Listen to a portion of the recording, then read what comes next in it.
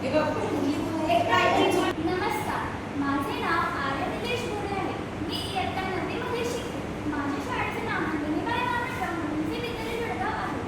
माझे नाव भूमी रोहिदास सोनवणे. मी इयत्ता 8वी ब मध्ये शिकते. माझ्या शाळेचे नाव नंदिनीबाई वामनराव मुलींचे विद्यालय जळगाव आहे. माझे नाव चेतना तुषार कासपांडे. मी इयत्ता 9वीमध्ये शिकते.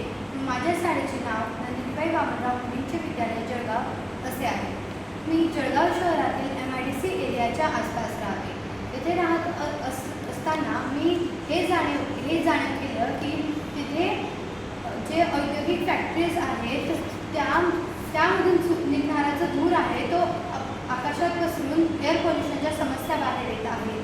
तसेच शहरातील खूप साऱ्या वाहनांच्या प्रदूषणामुळेही एअर पोल्युशनच्या समस्या होत आहेत. याचा मानवजातीवर खूप परिणाम होत आहे.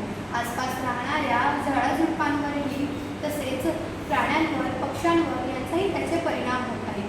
तर या समस्यावर मात करण्यासाठी आम्ही एक प्रकल्प शोधून काढला. तर यासाठी आम्ही एअर प्युरिफिकेशन हे मॉडेल तयार केले. आम्ही 3 मुलींनी मिळून एक टीम तयार करून हे मॉडेल बनवलेले आहे. तर आता माझी मैत्रीण तुम्हाला यामध्ये काय काय साहित्य वापरलेले आहे व याची वर्किंग कशी होते ते तुम्हाला माझी मैत्रीण सांगेल. आपल्या सर्वांना माहीत आहे की हवेच्या प्रदूषणामुळे आपल्या पूर्ण पर्यावरणाचे नुकसान होत आहे आणि सर्वांचेही नुकसान होत आहे. म्हणून आम्ही सर्वांनी हा प्रकल्प हाती घेतला आहे आणि आता मी तुम्हाला याचे काय काय साहित्य वापरले हे सांगत आहे. पहिले मी एक कार्डबोर्डची शीट घेतली. त्याचा हा बेस बनवून घेतलेला आहे. नंतर एक छोटासा बॉक्स घेतला कार्डबोर्डचा. त्याला फॅक्टरी असं नाव दिलेलं आहे.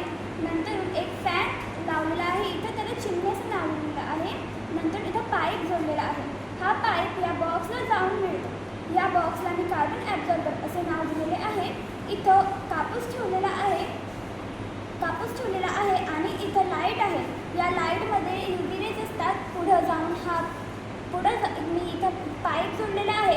हा पाईप इथं बाहेर निघतो. इथं मी एक बॉटल असते जुनी, तिला मधून काढलेली आहे आणि मग इथं हे जोडलेले आहे.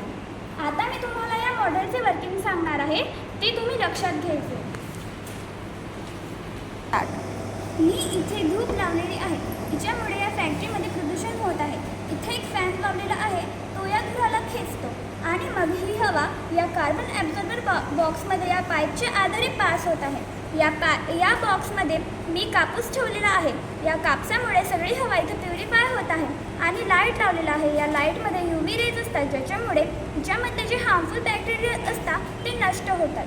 पुढे जाऊन ही हवा क्लीन होऊन या क्लीन एअर पाईपच्या आधारे बाहेर निघत आहे. आपल्याला एअर पोल्युशनमुळे खूप आजार होतात, जसे की अस्थमा, लंग कॅन्सर आणि हार्ट डिसीज. आता माझी मैत्रीण तुम्हाला याचे फायदे सांगणार आहे. एअर प्युरिफिकेशनचे खूप मॉडेल आहेत. त्यातलेच मी एक उदाहरण सांगत आहे. हे प्रदूषण कमी करते आणि मानवी आरोग्याला हानिकारक परिणामांपासून वाचवते आणि झाडे आणि प्राणी आणि पर्यावरणाला देखील हे सुरक्षित ठेवते. जर आपण प्रत्येक कारखान्यात हे एअर प्युरिफिकेशन जर लावलं तर आपले जे पुढील हे एअर प्युरिफाय याच्यामध्ये खूप मॉडेल आहे. त्याच्यातनं मी तुम्हाला एक हे प्रकार सांगत आहे. हे प्रदूषण कमी करते आणि मानवी आरोग्याला हानिकारक परिणामांपासून वाचवते. झाडे, प्राणी आणि पर्यावरणाला देखील हे वाचवते.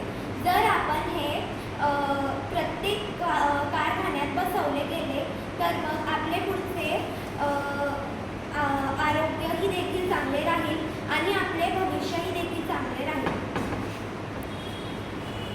प्रदूषण थांबवा, भविष्य वाचवा.